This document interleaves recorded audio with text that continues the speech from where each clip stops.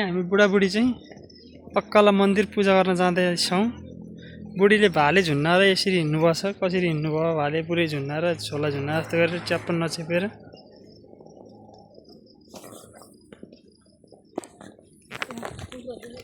लगाइ हामी चाहिँ अक्काला मन्दिर पूजा गर्नलाई गाडीबाट झरेर बाटोमा हिँडिरहेको छौँ है। यता यहाँ हुनुहुन्छ म्याडम,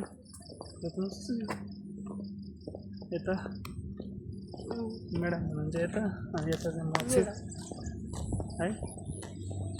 पूजा गर्नलाई जाँदैछौँ।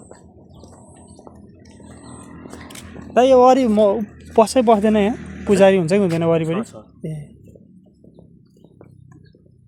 वरि नि पुजारी हुनुहुन्छ अरे ल।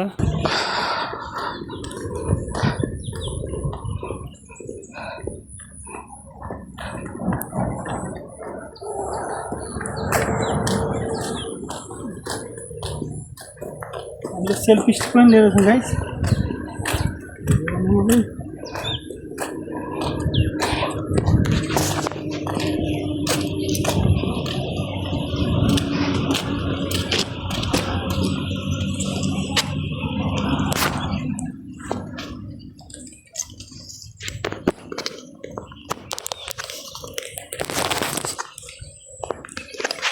यताको छ त्यतिखेर है।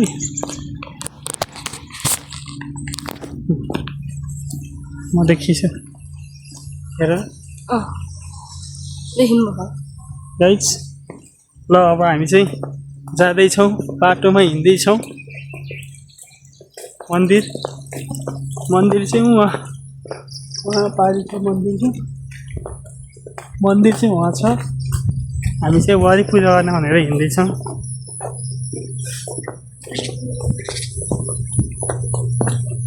टक्क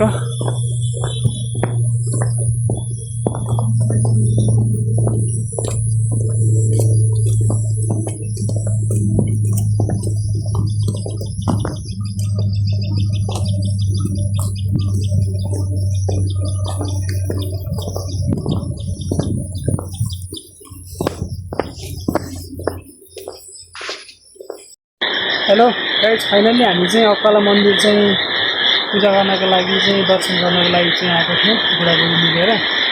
हामी अघि आउँदाखेरि भिडियो बनाउन पाइएन, आइसक्यो, पूजा पनि गरिसक्यो। अब चाहिँ हामी फर्किँदै हो है गाइस। अक्काला मन्दिर चाहिँ ल पूजाआजा गरियो। पूजाआजा गरेर हामी चाहिँ के गर्छ त घर फर्किँदैछ गाइस। यो अक्काला मन्दिर है, वरिको अक्काला मन्दिर।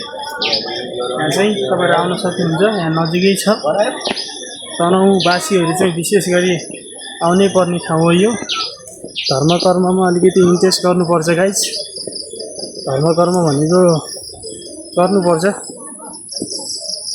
त्यस कारणले गर्दाखेरि हामी पूजा गरेर फर्किँदैछौँ घर है।